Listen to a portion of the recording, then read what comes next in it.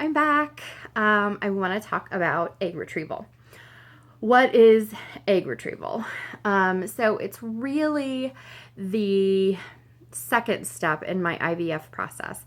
The first step for me is priming my body with birth control pills to stabilize my hormones, and I'm doing that right now.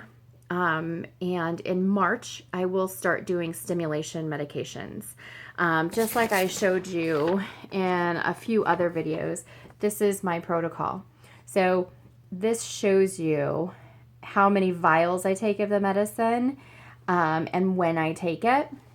The first 4 days, I will be taking 2 injectables and 1 pill form. So 2 injectables and 1 pill form for the first 4 days. And then comes after that, it's kind of some variables because it'll depend on how my body's responding. Regardless, I will be adding another injectable. So that will be 3 injectables and a pill. And that happens for the following 6 days. Again, this is tentative. So what happens is we are trying to stimulate egg development and growth of multiple eggs in my ovaries. So all of these injectables are to stimulate those eggs to grow. Every month, a woman typically releases 1 egg. Well, what they're doing with me is they're stimulating, and then the eggs are growing. And I'm also taking a medication to suppress my system so it doesn't release any. So they just keep growing and adding more, and that's the hope, without doing too much. That's the trick. You want to do enough, but not too much, because then you can have hyperstimulation, which will cancel your cycle and can result in some serious medical side effects. So they're doing that, and I'm taking some medicine to say to my body, hey, don't release those yet.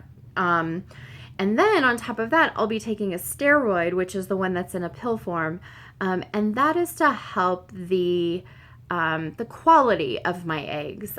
Girls with PCOS have a tendency to do a fair job.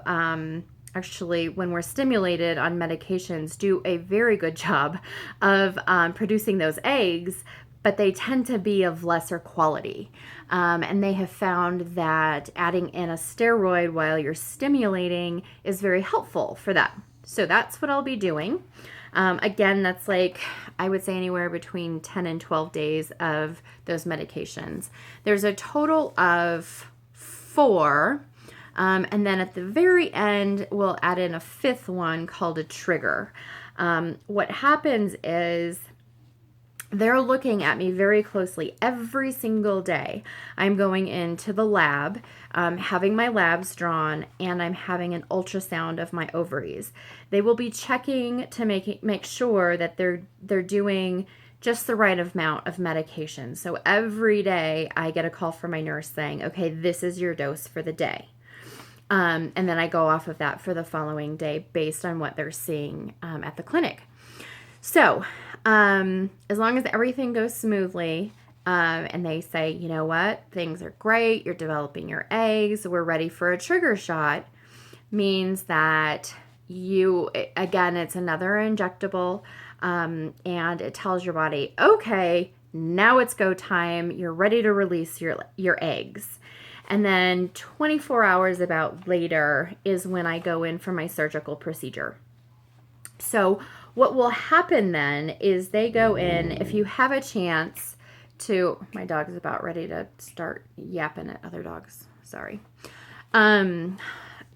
If you go in and search on YouTube egg retrieval, they have some pretty cool videos about it.